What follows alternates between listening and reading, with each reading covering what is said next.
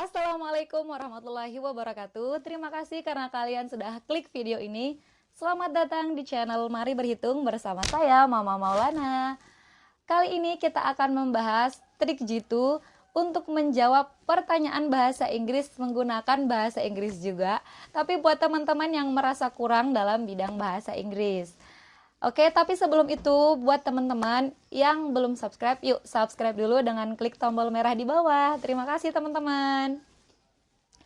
Oke teman-teman, jadi sebelumnya saya cerita dulu. Dulu sebelum mengikuti S2 saya, sebelum lanjut ke S2 saya mendaftar beasiswa, saya sebut saja beasiswa LPDP di sini ya. Dan itu masih menggunakan afirmasi dulu ya. Afirmasi karena di Lombok dulu masih afirmasi. Dan alhamdulillah saya lulus dan menyelesaikan S2 saya dengan full beasiswa tersebut. Nah, dulu sebelum mengikuti beasiswa tersebut kan ada syarat untuk bahasa Inggrisnya sekian gitu teman-teman ya.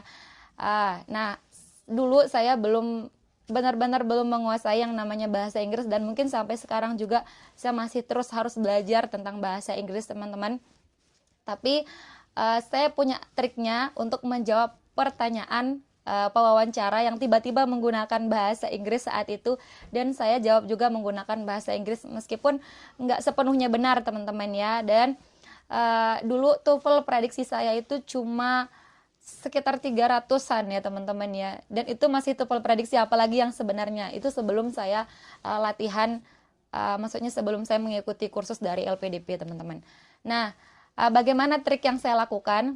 Nah, ini triknya. Yang pertama teman-teman silahkan list pertanyaan yang mungkin keluar saat wawancara nanti. Ada banyak teman-teman ya. Teman-teman silahkan search. Pasti teman-teman sampai sejauh ini sudah banyak mengetahui pertanyaan-pertanyaan yang mungkin diajukan nanti saat wawancara. Bisa dari Google, bisa dari YouTube, atau teman-teman bisa menonton video saya sebelumnya mengenai 4 pertanyaan yang wajib teman-teman kuasai untuk wawancara SKB nanti teman-teman. Nah, kemudian trik yang kedua adalah teman-teman jawab pertanyaan-pertanyaan yang sudah teman-teman kumpulkan tadi menggunakan bahasa Indonesia yang baik dan benar, dan selanjutnya teman-teman translate ke dalam bahasa Inggris teman-teman ya. Nah, kemudian yang ketiga adalah setelah teman-teman tulis harus terstruktur teman-teman, dan latihan sesering mungkin menggunakan struktur yang sama. Jadi setelah teman-teman jawab pertanyaan-pertanyaan tersebut, teman-teman translate, kemudian teman-teman tulis secara terstruktur, dan selanjutnya adalah kalian harus latihan sering mungkin lah. Kalau ada teman-teman punya waktu luang, silahkan langsung latihan bagaimana menjawabnya, sehingga apa yang sudah teman-teman tuliskan itu mudah untuk diingat, mudah untuk dihafalkan karena strukturnya sama setiap latihan teman-teman, begitu ya. Oke. Trik selanjutnya adalah teman-teman silahkan hafalkan beberapa vocab atau kata-kata bahasa Inggris yang memiliki peluang yang besar untuk keluar. Misalkan introduce yourself, kemudian tell me yourself, your strength, your weakness, your contribution, your target, dan lain sebagainya yang memiliki peluang yang besar untuk kira-kira ditanyakan dalam bahasa Inggris teman-teman. Nah, seandainya nanti saat teman-teman asik wawancara nih sama pewawancaranya, teman-teman tiba-tiba ditanya menggunakan bahasa Inggris dari salah satu pewawancara tersebut, teman-teman tidak tidak terpaku gitu, karena teman-teman sudah tahu pertanyaan ini meskipun redaksinya lain dari yang teman-teman sudah tuliskan dan sudah latihan, sudah hafalkan, tapi inti pertanyaannya teman-teman tahu. Misalkan tidak menggunakan please introduce yourself, tapi misalkan mereka bilang tell me yourself, jadi teman-teman sudah tahu itu maksudnya apa gitu teman-teman ya. Nah, yang penting teman-teman tahu vocab-vocab yang memiliki peluang yang besar. Jadi meskipun kalimatnya misalkan tidak sama persis dengan yang teman-teman hafalkan, tapi teman-teman tahu maksudnya itu apa gitu. Oke, trik berikutnya adalah jika teman-teman mendapatkan pertanyaan menggunakan bahasa Inggris di mana pertanyaan tersebut bisa teman-teman jawab dan kuasai benar-benar gitu teman-teman ya. Itu suatu keuntungan buat teman-teman karena teman-teman bisa menjawabnya nanti dengan bahasa Inggris full, teman-teman. Tapi jika tidak teman-teman bisa menggunakan trik ini, karena dulu saya juga mendapatkan pernyataan yang tiba-tiba menggunakan bahasa Inggris dari salah satu pewawancara saya. Nah, saya buat pernyataan dulu sebelum menjawab tersebut.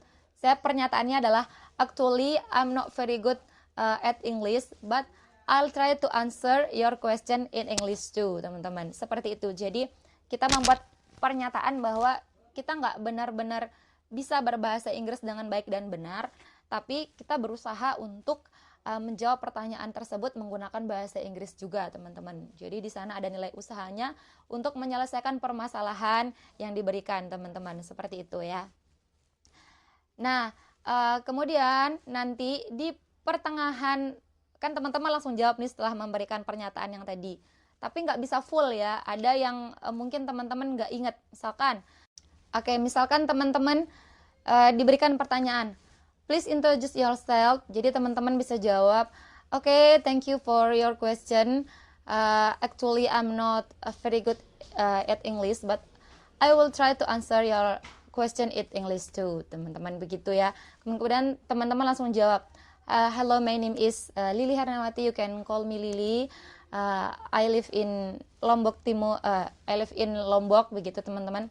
Nah, kemudian teman-teman mau bilang, saya menyelesaikan S1 saya di UIN Mataram, misalkan seperti itu. Tapi teman-teman lupa bahasa Inggris dari S1 itu apa sih gitu, teman-teman misalkan lupa nih.